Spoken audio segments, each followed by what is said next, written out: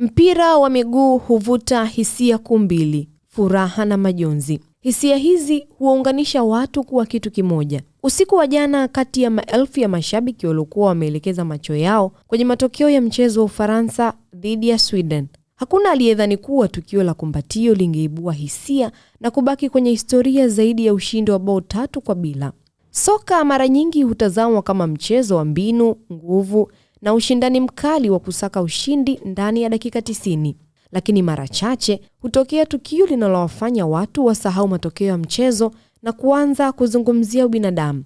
Hicho ndicho kilichotokea katika mechi ya Ufaransa dhidi ya Sweden.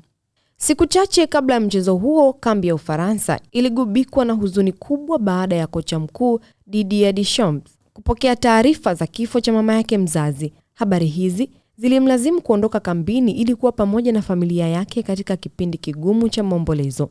Alirejea siku chache baadaye, lakini kila mmoja alijua kuwa alikuwa amebeba maumivu makubwa moyoni, huku akiongoza timu yake kwenye moja ya mechi muhimu zaidi za mashindano.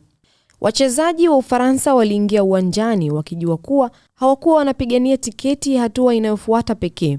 Walikuwa wanapigania pia mtu aliyekuwa amesimama pembeni ya uwanja akiwa amevunjika moyo.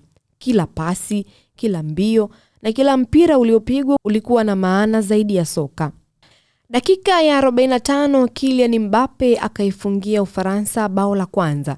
Mashabiki walitarajia kuona ushangiliaji wake maarufu wa kukunja mikono kifuani, lakini badala yake Mbappe aligeuka na kukimbia moja kwa moja kuelekea benchi la ufundi. Akamkumbatia Didier Deschamps kwa nguvu mbele ya mamilioni ya watazamaji duniani. Hakukuwa na maneno, lakini kumbatio lile lilisema kila kitu. Kocha, hauko peke yako, maumivu yako ni maumivu yetu pia.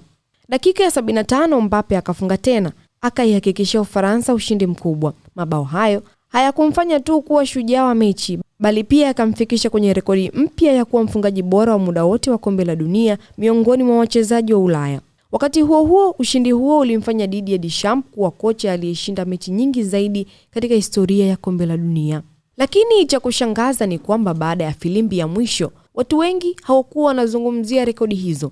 Mitandao ya kijamii ilifurika picha za kumbatio kati ya Mbappe na Deschamps. Maelfu ya mashabiki waliamini kuwa huo ndio ulikuwa wakati mzuri zaidi wa mechi kuliko hata mabao yenyewe. Kwa dakika chache, dunia ilisimamisha mjadala wa takwimu na kuanza kuzungumzia utu, upendo na mshikamano. Tukio hilo limepelekea watu wengi kutambua kwamba uongozi wa kweli haupimwi kwa vikombe pekee na ubora wa wachezaji hauonyeshwi na mabao pekee. Wakati mwingine, kitendo kidogo cha kusimama na mwenzako katika kipindi chake kigumu kinaweza kuwa kikubwa kuliko rekodi yoyote inayowekwa uwanjani. Mbappe hakuionyesha dunia tu uwezo wake wa kufunga mabao, bali alionyesha pia maana halisi ya kuwa kiongozi. Na pengine hilo ndilo somo kubwa zaidi ambalo soka limetufundisha usiku ule. Rekodi zinaweza kuvunjwa, vikombe vinaweza kuinuliwa na baadaye kusahaulika, lakini kitendo cha kumfariji mtu mwenye maumivu mbele ya macho ya dunia nzima hubaki kwenye historia kwa muda mrefu kuliko bao lolote.